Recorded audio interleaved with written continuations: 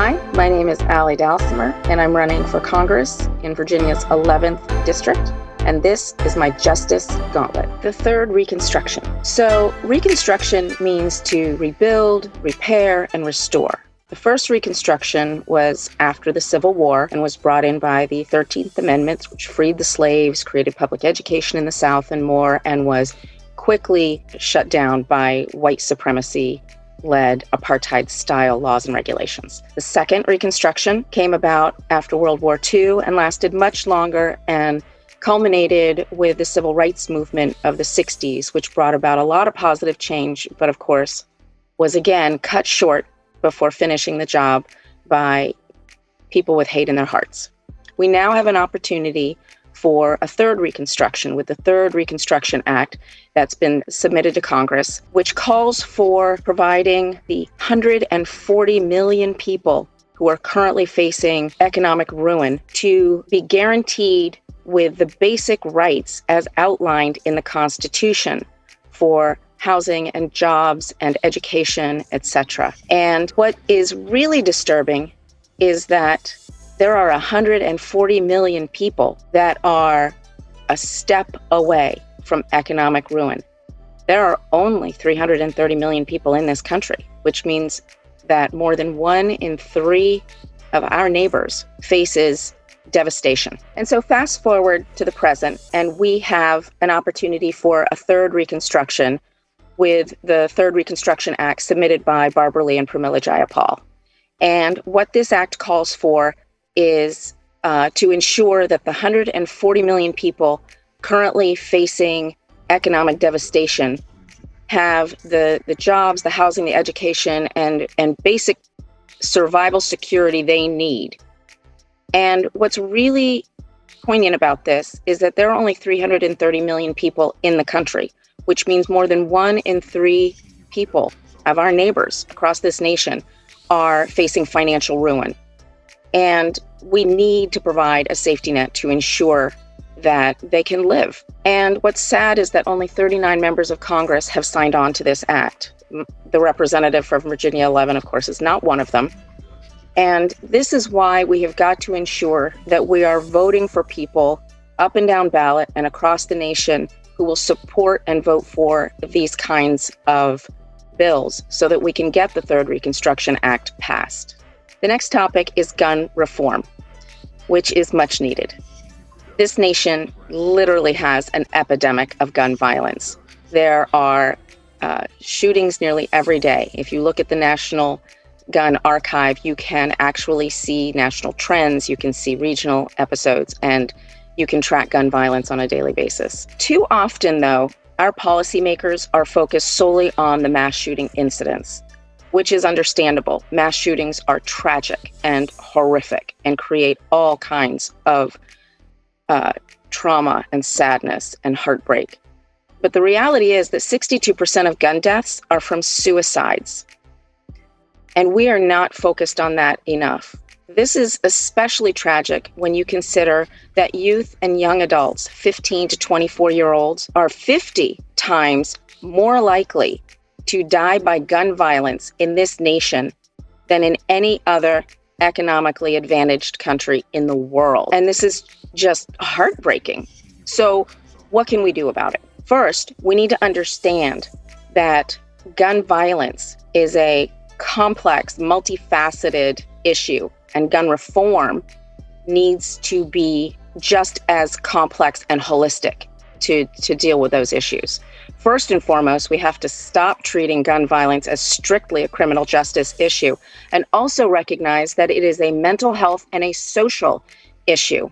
So my plan would be to ensure that we pass the laws that are needed, but also that we fully support universal holistic health care that includes mental health, that we fund suicide prevention and research, that we provide social supports for teens in distress, that we fund suicide prevention and gun awareness and safety across the country, especially in Black and Brown communities and in rural areas where the number of suicides is spiking dramatically. I also think that we need to, close the Charleston loophole and those other things. I really think that a social ad campaign similar to Friends Don't Let Friends Drive Drunk, to bring peer pressure and social pressure to the issue of guns, gun use, gun violence would also be a really helpful thing for our government to do. The next topic is LGBTQ plus equality. And when talking with members of the LGBTQ community and in doing research, the overwhelming truth comes out that there is huge discrimination in our criminal justice and our healthcare systems, and that the LGBTQIA plus youth are suffering disproportionately.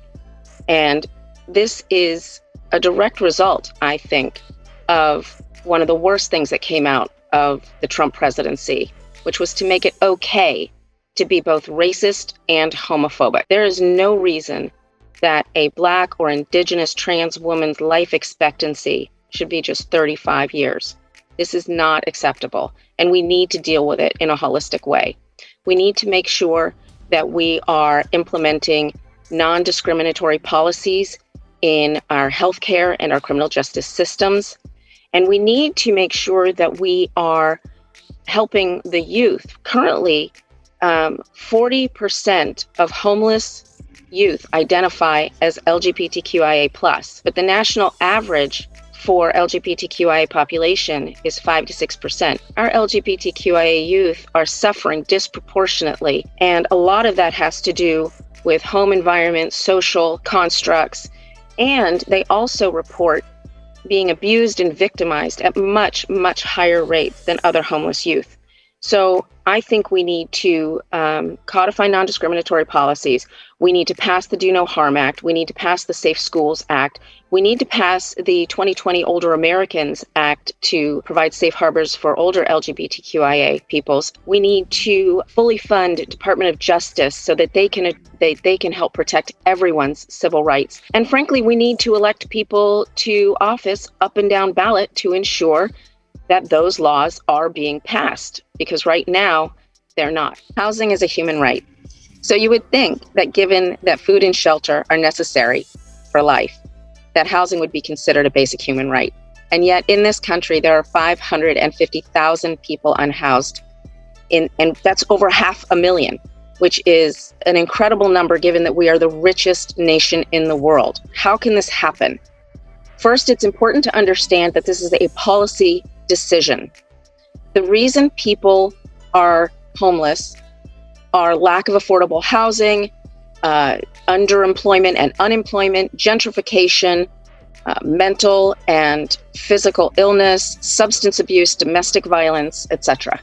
And all of these issues can be addressed if we choose to put human compassion over profit. We could pay people a living wage so they could afford a home. We could provide universal holistic health care that includes physical, mental, emotional, and social help, so we can help people who are suffering with substance abuse or from violence. And frankly, given that there are currently about 60 unoccupied homes for every unhoused person in the country, I think we should bring together a coalition of stakeholders from the National Multi-Housing Council or the Realtors Association, or whoever the appropriate parties are. Bring the stakeholders together and see if we can't find a way to take just 1% of those unoccupied homes to give affordable housing or free housing to the people who need it. There is no reason that Cori Bush had to spend 5 days and nights camping on the steps of the Capitol, sitting up to sleep, since it's illegal to lie down on the steps of the Capitol, to prevent, by shaming members of Congress to come back and vote, by shaming them to prevent 6.2 million men, women, and children from being evicted. And she did this because she herself had been unhoused and understood what it meant. And that is why we need people in Congress who truly represent communities around our country. And I think that we need more Cori Bushes in office and less of the people like the one I'm running against. Reparations. So we all know that the freed slaves were promised 40 acres and a mule, and we all know that that promise was never fulfilled. Far from it. Right now, we have a chance to deal with reparations. Senator Cory Booker has SR 40 and Sheila Jackson has HR 40 currently in Congress to begin a study to look at the issue of reparations. That's great. It's a great first step, and I fully support it. It's long overdue. What I think is going to be really important when determining how reparations are made, whether it's direct payments, funding to HBCUs, whether it's investing in communities, local minority-owned businesses, whatever the solutions are, and I'm hoping and guessing that it will be a multifaceted solution. I really think that what's crucial is to bring together stakeholders from the affected community, meaning we need descendants of slaves to be part of the discussion in forming solutions so that we can help ensure that whatever solutions are derived are good and appropriate. Police reform. So we have all seen the incidents of police brutality, and there is a thought that there is increased police brutality, especially against Black and Brown communities. The reality is that what we have is an increased use of cell cameras capturing that brutality.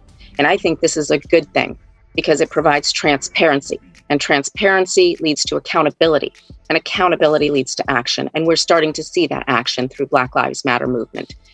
Police and policing is handled at the local level. It's handled by counties and municipalities. So there's a limited role for Congress to play. However, having said that, Congress does hold the purse strings and provides significant funding and allows for grants such as giving $600 million worth of surplus military-grade equipment to police departments, which is unacceptable, but a whole nother topic. My plan would be to develop a model. I would introduce the Reinvest in Communities Act. And what that act would do is allow a model to train 911 operators to serve as triage. So instead of when someone calls 911, that call going directly to a police officer, so you end up with an armed, trained officer showing up on scene, which would be appropriate if it's an armed robbery and completely inappropriate if someone's having a mental health crisis. Instead, you would have that operator be able to put those calls where they need to go. So if you are having, like I said, the armed robbery, yes, send a trained police officer. That's appropriate.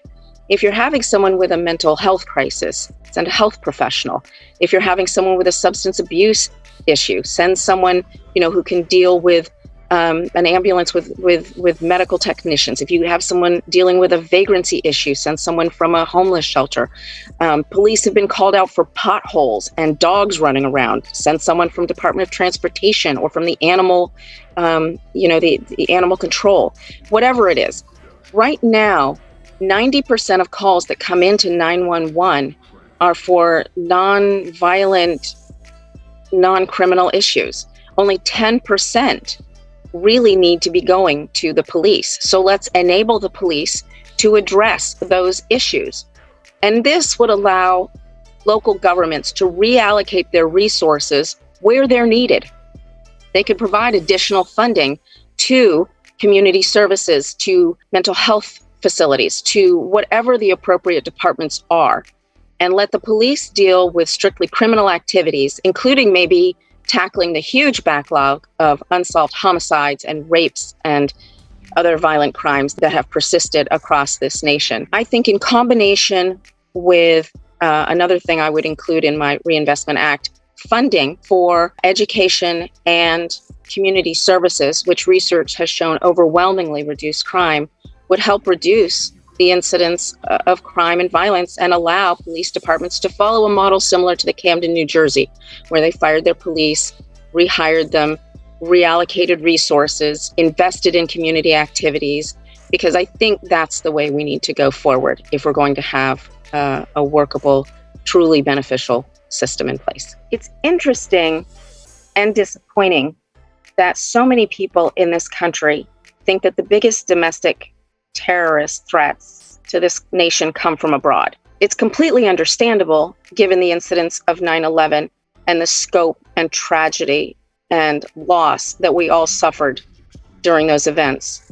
But the reality is that the vast majority of domestic terrorists are U.S. citizens, whether it's Timothy McVeigh planting a bomb next to the daycare center in the federal building, killing 168 people and causing $650 million in damages, or it's the car attack in Charlottesville, or the shooting in the Walmart in El Paso, or the events of January 6th. The FBI has identified white supremacy as the biggest terrorist threat in this nation. And whether it's white supremacists or any other group that has hate in their heart and violence in their mind, that is what we need to deal with. And that is, by and large, a domestic issue. Because the reality is that this nation, we the people, set up our government so that it would be better than other governments. We had the idea of a more perfect union that established justice, ensured domestic tranquility, provided for the common defense, promoted the general welfare, and ensured blessings of liberty to ourselves and our posterity, our children. And those words are important. They have meaning. And I think it's incumbent on lawmakers and policymakers to keep those words close to heart when deciding what the laws and regulations and policies are that are passed in this country. And it's why we need to elect people who are of the people, who truly represent the people, and who are in touch with the people, so that we can make sure that the laws and the policies that are passed help we the people.